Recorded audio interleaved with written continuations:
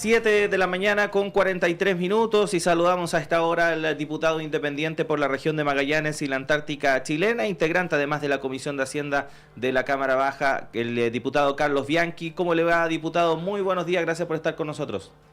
Claudio, muy buenos días para ti, muy buenos días para Juanita y buenos días para todo el país. Muy buenos días, diputado. Sí, diputado, queríamos conversar con usted respecto de la tramitación del proyecto de presupuesto 2024, que hoy ya tiene que quedar definitivamente zanjado. Solo resta lo que se pueda debatir ahí en la comisión mixta. ¿Cómo proyecta lo que se viene para esta jornada, diputado? Bueno, efectivamente el plazo vence hoy día, por lo tanto el Congreso está en toda su obligación de poder terminar hoy día toda esta tramitación. Si no ocurriera así, cosa que sería extraordinariamente rara, lo que queda es la propuesta que ha enviado el Ejecutivo, el Gobierno. Por lo tanto, yo tengo plena certeza de que el proceso va a ser bastante más expedito, dado que hoy día efectivamente vencen los plazos. Pero fíjate que en lo concreto, esta discusión, a diferencia de otras muchas, tuvo, bueno, el protagonismo de Mario Marcel. Aquí el ministro, y esto hay que repetirlo una vez más, la verdad es que jugó un rol de arquero, porque atajó cuanto penal le tiraban, atajó todo lo que venía, él tuvo en la mixta, imagínate, solamente 2 ministros participaron, ¿no? Por lo tanto, en toda la discusión estuvo el ministro Marcel, y la verdad es que este presupuesto tiene una muy buena noticia, que hay cientos de regulaciones que elevaron absolutamente los estándares de los recursos públicos. Por lo tanto, dado lo que el país ha conocido, dado el tema de las fundaciones, dado lo que ha pasado con los gobiernos regionales, con vivienda fundamentalmente, yo creo que en esta oportunidad se logró efectivamente avanzar muchísimo en las metas de crecimiento, pero fundamentalmente en las regulaciones de los estándares que son absolutamente necesarios de transparencia para los usos de los recursos públicos. Diputado, y justamente a propósito de la gran cantidad, ¿no es cierto?, de normativa que viene respecto al traspaso de recursos públicos, siendo usted además un diputado de regiones y regionalista, una de las quejas de los gobernadores ha sido que se les va a dificultar su labor justamente en la medida que les ponen mayor cantidad de trabas y de regulaciones para agilizar los procesos. ¿Cómo se va a compatibilizar eso con estas normativas que han salido aprobadas ahora en esta ley de presupuesto? Yo entiendo, Juanita, el reclamo que hicieron en su momento los gobernadores, pero la verdad es que no tienen ningún piso hoy día para hacer exigencias, dado, y esto no es la totalidad, por supuesto, hay excepciones, dado la situación que el país conoció. Ahora, ¿qué va a pasar con esos recursos que ellos entregaban de manera directa? Yo creo que esto se va a entender muy fácil. Esos recursos los van a poder seguir entregando, pero ya no solo queda al arbitrio de la gobernadora o el gobernador de turno, sino que esto pasa por el Consejo Regional. No solo pasa por el Consejo Regional, sino que además también debe ser visado por Contraloría. Y no solo eso, sino que tiene que ser por concurso. Hay una concursuabilidad, porque en el fondo esto no puede llegar y todos los años entregarle a mismas instituciones que muchas veces estaban muy ligados con la autoridad de los gobernadores. Esto pasa lo mismo con los alcaldes, ¿no? Por lo tanto, esa era una materia que había que regular, que había que normar, que había que transparentar, y eso es lo que ha ocurrido. Así es que esa queja, la verdad de las cosas que fue en un comienzo, pero luego se entendió que el acuerdo que hicimos en la discusión de la mixta, cuando llegó allí quien representaba a los gobernadores, Jorge Frías, también de la región de Magallanes, fue a nombre de todos los gobernadores y logramos encontrar este acuerdo, este consenso, que lo que hace efectivamente es tener más rigurosidad y obviamente que asistan otros entes, no solo la figura del gobernador.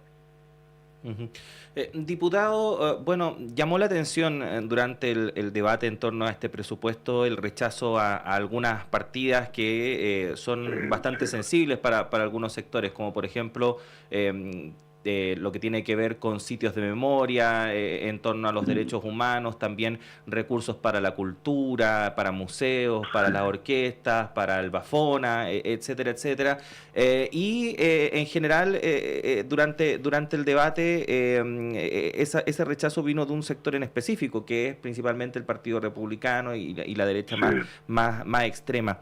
¿Qué denota precisamente eso? Porque efectivamente en anteriores discusiones del presupuesto no eran tan objetados estas partidas.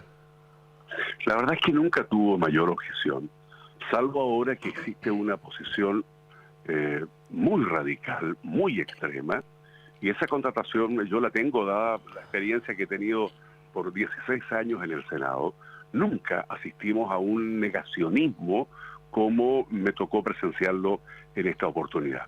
Estas son personas jóvenes, son personas que efectivamente tienen una postura de absoluta negación frente a los abusos, atropellos a los derechos humanos, frente a personas que fueron asesinadas, desaparecidas, y bueno, hacen un juicio que lo llevan más hacia el sector político que ellos representan, y en fin, afortunadamente eso no prosperó, afortunadamente primó la cordura, primó el respeto a los derechos humanos, porque fíjate que en el fondo lo que se hace con este tipo de actitudes es atropellar absolutamente algo que debemos valorar y que a rato no lo hacemos, la democracia, el poder tener una convivencia democrática.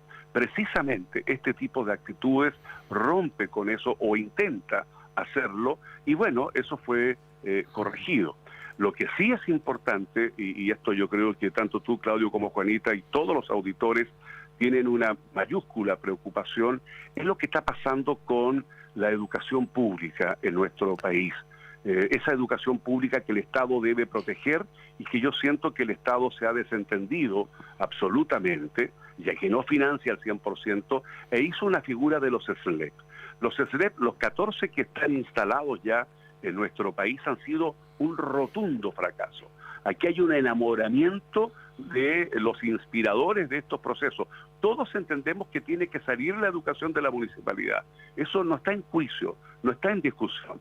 Ahora, el cómo y hacia dónde, ese es el gran debate. Y claro, una de las cosas que más dificultó la discusión tiene que ver con los traspasos a los SLEP. Esto también quedó zanjado en un acuerdo que se logró finalmente en el Senado. ¿Y sabe por qué se logra en el Senado? Y yo lamento que así sea, porque afortunadamente al día de hoy en el Senado no tenemos estas otras posiciones tan extremas que lo que hacen es no permitir un avance en una discusión democrática. Por lo tanto, allí se logró y nosotros lo que hicimos es ratificar lo logrado en el Senado. Sí, diputado, justamente a propósito de la educación y de los SLEP, hasta donde entiendo, el acuerdo al que se llegó y donde estuvo sin duda negociando el ministro de Hacienda, Mario Marcel, es que se van a suspender los traspasos que estaban pendientes, excepto uno que otro que podría demostrarse que sí están en condiciones. ¿Qué es lo que se va a hacer? Porque la otra vez conversábamos con la senadora Proboste, que decía que si es que había que hacer alguna modificación legislativa, ese no era el punto, que era el tema menor. Yo le pregunto a usted, ¿usted cree que hay que modificar esa legislación de los SLEP? Yo agradezco muchísimo tu pregunta, Juanita, porque fíjate que, a ver, en Chile, en nuestro estado, en nuestro país, se sigue impartiendo educación del siglo XIX en pleno siglo XXI. Y desgraciadamente los más afectados son las familias más vulnerables o la familia de clase media. Y esa situación no puede continuar así. Por lo tanto, esta es una discusión mucho más de fondo, que no solo tiene que ver con sacar la educación de los municipios. Cuando el año 81, en dictadura, se traspasa a los municipios, el Estado se desentiende de la educación pública, incluso más, la financia solo por asistencia, no por matrícula, y provoca toda esta situación más allá de malas o buenas administraciones municipales. Pero el fondo es que estamos impartiendo la peor educación. Estamos a años luz de otros estados, de otros países, y por lo tanto esa, desgraciadamente, tampoco sigue siendo la preocupación. Estamos viendo cómo traspasamos a un sistema. Y usted tiene razón, Lo que ocurre aquí es que se detiene, pero activamente, los traspasos. Es una figura que se entiende, aun cuando parece compleja. Activamente los traspasos se detienen y queda al arbitrio del ministerio algunos municipios que van a traspasar sus estructuras de establecimientos de educación pública. Eso no está claro. Ahora, se agrega algo más, que en el caso de que no sean traspasados, por ejemplo, un determinado municipio, el de Punta Arenas, voy a poner el ejemplo de la región que represento, bueno, lo que tiene que obligarse el Estado es a entregar el financiamiento, porque todos los municipios que iban a ser traspasados a los SLEP al año 2024 ya hicieron su planificación presupuestaria. Por lo tanto, no está considerado el ítem de educación, ese delta, esa diferencia que siempre hay que incorporar año tras año porque vienen con arrastres de deuda. Entonces, el tema es muy complejo. Por lo tanto, ¿cuáles van a ser los juicios con que el ministro pretende que algunos procesos continúen? La verdad es que esta situación es gravísima y hoy día a las 3 de la tarde yo voy a asistir a la Comisión de Educación, donde va a estar el ministro de Educación, donde, entre otras consultas, vamos a hacer esto porque tenemos que dar certezas, tenemos que dar tranquilidad. Las comunidades educativas, las maestras, los maestros, los asistentes de la educación, a quienes tampoco se les está respetando los derechos adquiridos, y toda la comunidad y las niñas y niños que asisten a estos colegios hoy día no tienen certeza. Uh-huh. ¿Y qué le gustaría escuchar, diputado, a la hora de establecer esas certezas? ¿Por dónde se debería ir? Primero, que hablemos de educación y que hablemos que el Estado no se puede desentender de la educación pública. El Estado debe entregar y garantizar una mejor educación pública para tener ciudadanos efectivamente que puedan proyectarse en la vida. Esta es la base fundamental, así como la salud, como la vivienda, el trabajo. La educación son pilares básicos de cualquier estructura humana ciudadana. Por lo tanto, eso yo no lo he escuchado hoy día, que nos diga, mire, la malla va a cambiar en esta y en estas condiciones, se va a impartir, no sé, los temas técnicos, los temas tecnológicos, etcétera. Nada de eso. Hoy día estamos discutiendo quién se queda con este fierro caliente, cómo pagamos, y hay algunos que están dentro de la educación que lo único que quieren que le garanticen, mire, páguenme mis cotizaciones, páguenme mi sueldo, y están en todo su derecho. Pero también es un derecho el exigir que entre la discusión aparezca lo más relevante, que es cómo elevamos la educación pública y cómo damos certezas que los nuevos SLEP, estos servicios locales de educación, van a ser un mejor instrumento que las corporaciones, porque si no, nos vamos todos al despeñadero. O sea, la responsabilidad hay que asumirla. Y por lo tanto, mire, Magallanes iba a ser región pionera cuando discutimos esta ley en el Senado. Y yo dije, yo no voy a aceptar que la comunidad educativa de Magallanes sea un experimento, sea un laboratorio experimental. Y teníamos toda la razón. Los 14 SLEP han sido un fracaso. La estructura no da el ancho. Entonces, mientras no se modifique aquello, mientras no se informe cómo se va a avanzar en una mejor estructura que dé certezas y garantías, la verdad es que yo preferiría que el Estado financie lo que hoy día tenemos. En 1 año, 2 años, no podemos detenernos, avancemos en la medida de que vayamos construyendo algo mucho más sólido.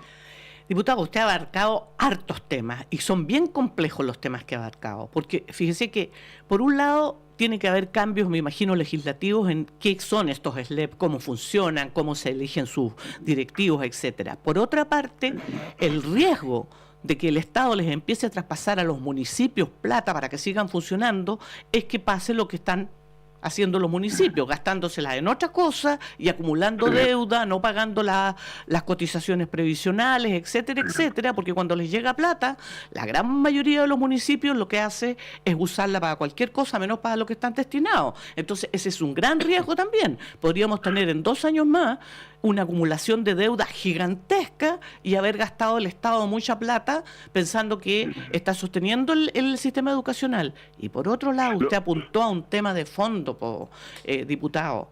el tema de los currículum, el tema de los contenidos de la educación, pero si aquí se han ido haciendo cambios y hay un Consejo Nacional de Educación que es el que aprueba las modificaciones a los currículum, que lo que ha hecho es liquidar la educación pública con sus cambios. Tal cual, Juanita, pero mire, lo que no se puede aceptar es la eventualidad que haya municipios que efectivamente tengan que obligadamente seguir haciéndose cargo por 1 año o 2 años, porque tampoco es más que eso. Ahí no se puede dar esta bicicleta que usted señala, ¿no? Que usan plata de la salud primaria para educación, salud primaria o por ahí, en fin. Esa bicicleta tiene que estar acotada. O sea, esos fondos son acotados. Incluso el propio Estado puede directamente entregar esos fondos con destino directo, por ejemplo, a la cancelación de los sueldos, de los temas previsionales, de los temas de salud, de la propia administración de las corporaciones. Eso no debiera hacerse que sea un problema en la medida que haya una certera fiscalización.